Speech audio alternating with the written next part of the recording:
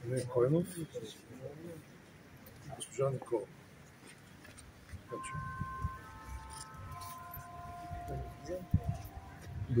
Добре си, работим.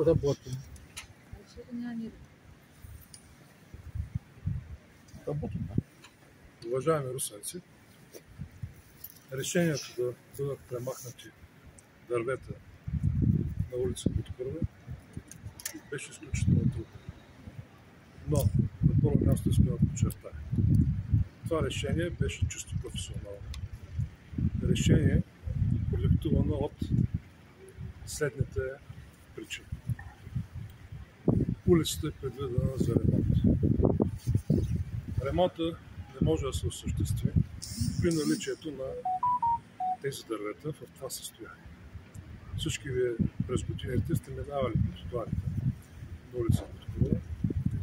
Знаете какво беше състоянието, знаете, че от нея не можеха да бъдат нито детски колички, нито инвалиди, нито възрастни хора.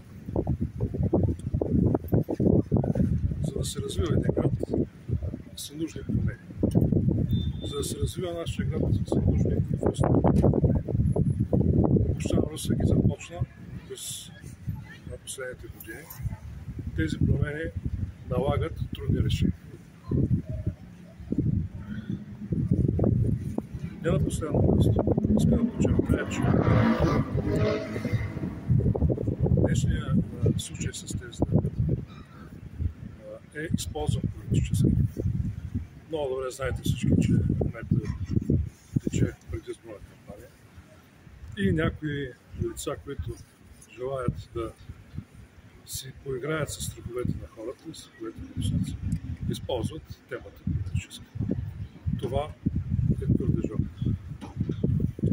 Дърветата, които бяха премахнати, нямаше как да бъдат запазени, защото ако бяха изрязани само техните корени, тези дървета щяха да се превърнат в опасност във всеки един миг за своята височина, за своята тежест, опасност за русенци.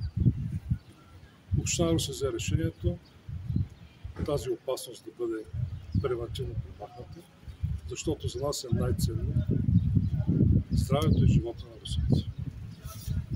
На второ място, тези дървета щяха да бъдат опасни за собствеността на русенци, като автомобили, като сгради. И на трето място, за да работи една градска екосистема, е нужда подмяна. Тази подмяна става с подменянето на дърветата.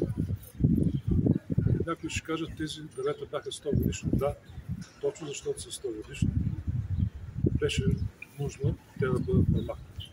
Това е също причина, поради която беше взето това трудно решение. Давам думата на експертите за подробен анализ. Застанете до него да сте близо до микрофоните. Марин Койнов, главен инженер на общинско предприятие Парстра, ландшафтен архитект. Становище, което написахме, трябваше да отговори на един основен въпрос. Възможно ли е да се извърши ремонта на настилката, пътя и тротоарите в параметрите, които са предвидени, и да се запазят дървета? Така поставям въпроса, моят отговор е категорично не. Защото поставяйки се подписите от това становище, ние даваме гаранция, че няма да се случи нищо лошо.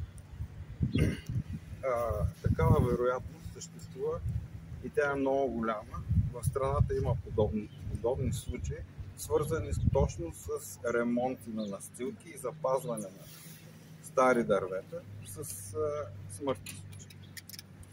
И решението не е лесно и всеки един от нас, решавайки това нещо, знае, че или няма да се хареса на хората, които се занимават така по-активно с екология, или няма да се хареса на прокуратурата. Последствията, които могат да се получат.